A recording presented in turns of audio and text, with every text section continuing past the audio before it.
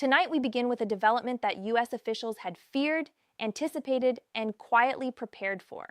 A federal update that unfolded not over months of deliberation, but in a single legislative session. A single session that changed the financial landscape for millions of Americans over 60. A single session that redirected billions in federal benefit dollars. A single session that left seniors either protected or dangerously exposed. What Washington did this week crossed a line that senior advocacy groups had hoped would hold. And when that line moved, AARP and federal watchdog organizations did not hesitate. They responded with urgency, transparency, and a direct warning to every American over the age of 60. For months now, there had been signals, not official press releases, not formal congressional announcements, just signals that the federal government was preparing something significant for America's senior population.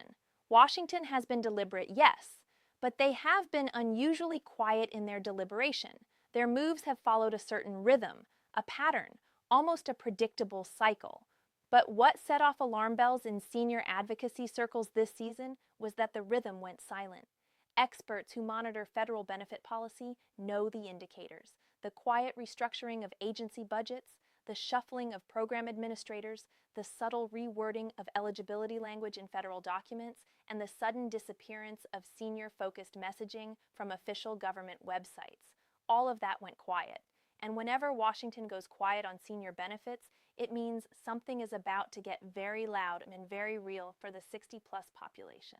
Those who track Social Security, Medicare, and federal assistance programs were watching closely. Early this quarter, policy analysts detected what they described as a coordinated restructuring signal, including proposed eligibility shifts that had not been seriously floated in over a decade. These are the kinds of policy movements that Washington only advances when they are signaling something very specific: cost reduction, program consolidation, or structural reform. Observers didn't know which category this fell into, or whether it fell into all three at once. But what they did know was that the federal government was changing its posture on senior entitlement programs. And when a government shifts its posture on programs affecting 54 million Americans, even by a small measure, every senior advocacy organization in the country pays attention. The changes being discussed touch the most critical financial lifelines for seniors: Social Security benefit calculations, Medicare Part B premium structures, and the income thresholds that determine supplemental security income eligibility. These are not abstract policy debates. These are the numbers that determine whether a 67-year-old in rural Ohio can afford groceries, medication, and heat in the same month.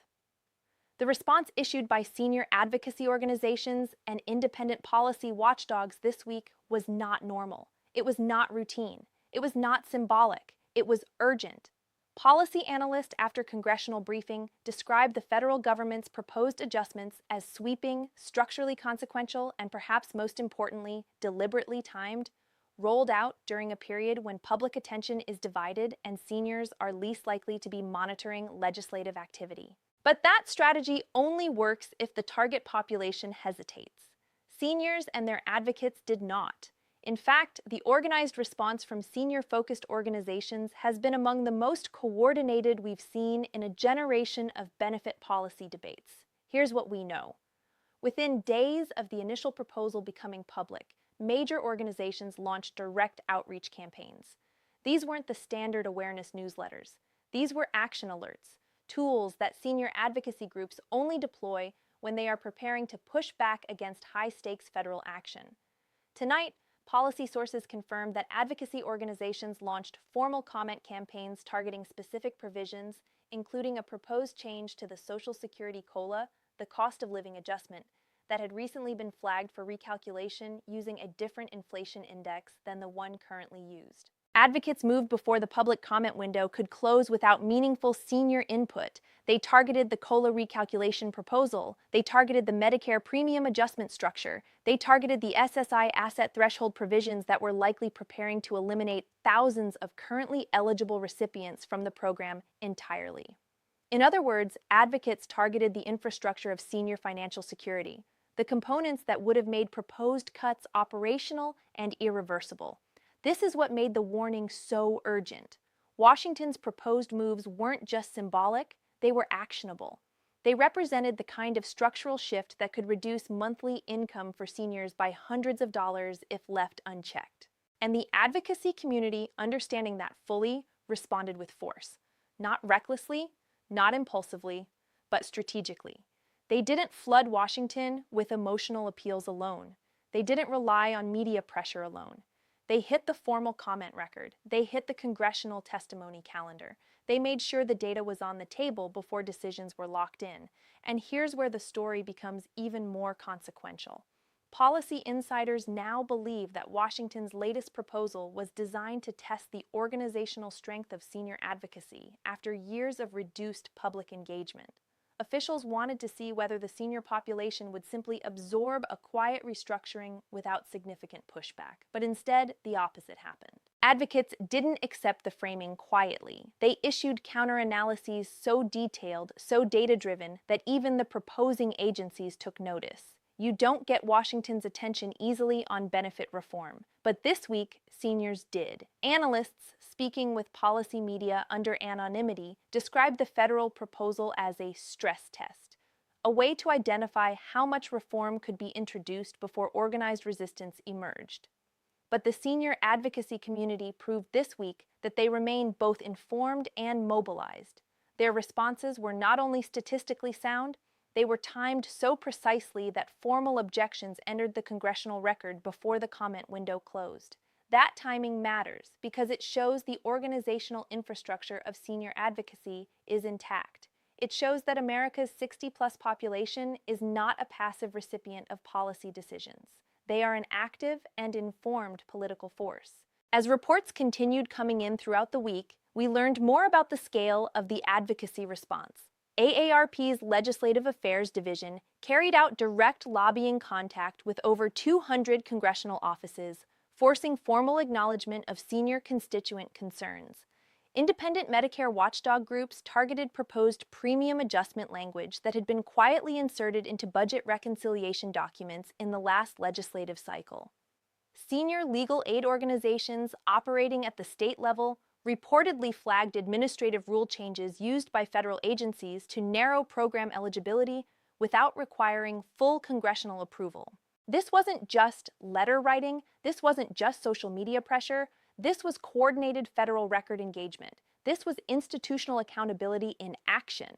And institutional accountability is the one thing that proposed benefit cuts have struggled to survive since the landmark senior advocacy movements of the 1980s. For every administrative advance toward restructuring, organized seniors have countered with something that forces transparency and slows unilateral action.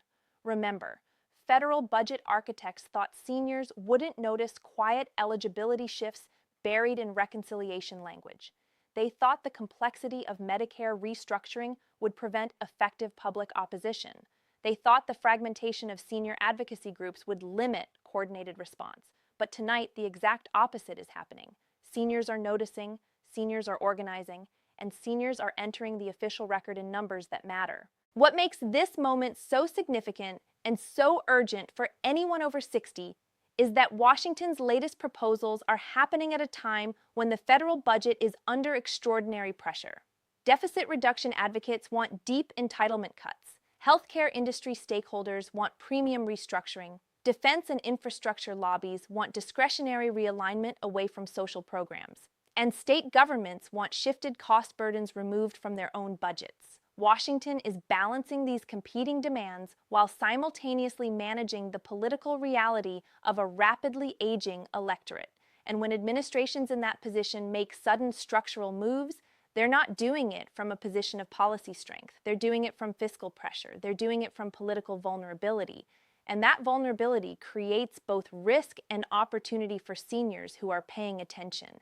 The advocacy community's formal statement, now distributed across every major senior-serving platform, was designed to signal that organized seniors are not willing to accept benefit erosion disguised as administrative modernization. Officials at watchdog organizations said plainly that the proposed changes were inconsistent with the foundational promise of the federal senior safety net. That is careful language for, we see exactly what this is, and we are not going to let it pass uncontested.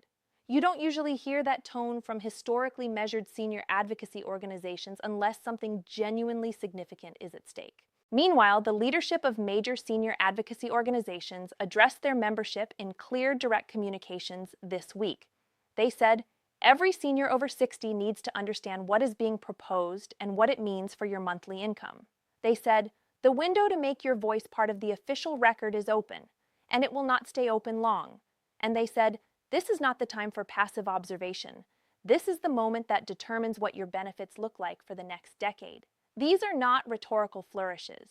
These are statements from organizations that understand just how high the stakes have become for America's senior population. Here's what makes the situation even more concerning. Washington's latest proposals weren't isolated to a single program. Along with the Social Security COLA recalculation, Medicare Advantage Plan oversight rules were simultaneously proposed for relaxation, Medicaid asset transfer rules affecting seniors in long-term care were flagged for revision, and SSI resource limit reviews were accelerated on a compressed timeline. All of this happened within the same budget window. When Washington moves multiple senior-affecting provisions at once, it means something larger is structurally underway. Policy analysts are now considering several possibilities. One is that Washington is preparing a comprehensive senior benefit restructuring package to be introduced as a unified reform. Another is that the administration is attempting to establish new eligibility precedents before the next federal election cycle limits political options. A third possibility, the one worrying advocates most, is that Washington is attempting to shift the baseline definition of federal senior support in ways that permanently reduce future benefit obligations. But this week, organized advocacy took that silent passage card off the table. They didn't wait for media coverage. They didn't rely on a single organization. They didn't accept the framing on Washington's terms. They engaged formally, factually, and in time. What we're watching now is a test of civic engagement. Washington wants to see how much structural reform can advance before organized opposition reaches critical mass.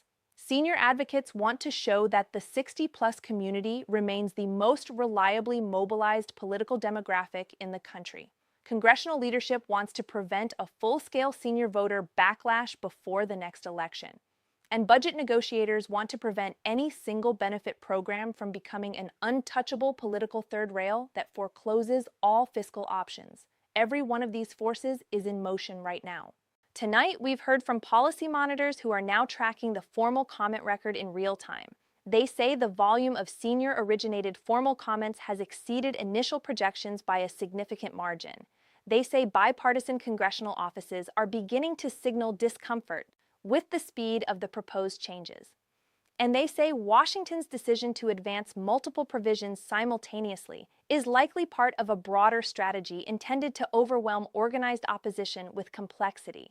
But the senior advocacy infrastructure is not overwhelmed. In fact, it is responding with precision.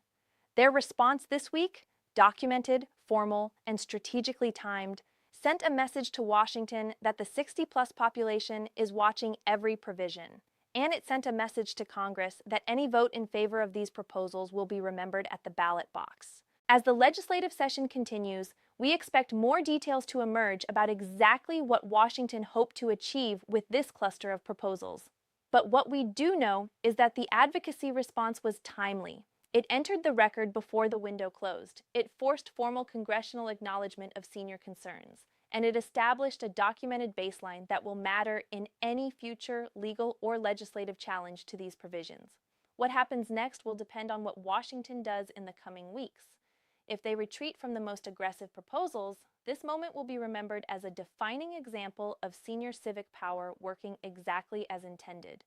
If they advance, advocates have already shown they are organized, informed, and ready to escalate. And tonight, for the first time in years, Washington appears to be recalculating its assumptions about the senior population. The Federal Budget Office is quiet, too quiet. And when Washington goes quiet after a major pushback, it means they are reassessing. It means they are choosing their next move carefully.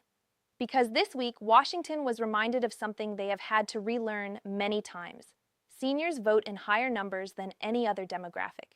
Seniors organize when their financial security is on the line, and seniors have the institutional memory to recognize a benefit cut no matter how many layers of administrative language surround it. This story is far from over, but tonight, one thing is clear. The 60-plus community is not a passive policy recipient. Senior advocates proved this week that engagement works, and every American over 60 who is watching this right now needs to know your voice, in the formal record, at the right moment, is still the most powerful force in this equation, and we will be here, watching every detail as the next phase unfolds.